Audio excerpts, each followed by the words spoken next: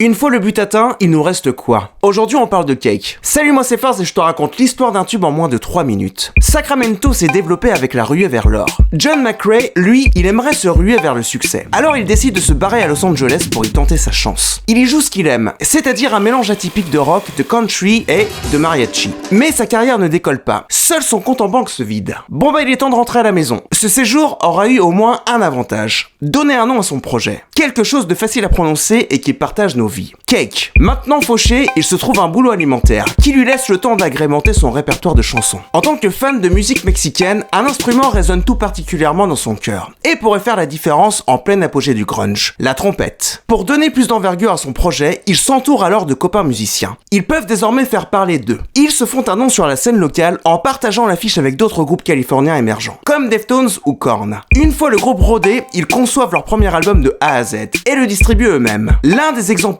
tombe entre les mains de l'ancien manager de Otis Redding. Ça tombe bien puisqu'il recherche de nouveaux talents pour relancer son label. Il les signe et les envoie tourner intensivement. Leur popularité continue de croître. Une fois rentré à la maison, Cake est prêt à nous faire saliver. Tu veux voir la suite, canaillou? C'est par là que ça se passe.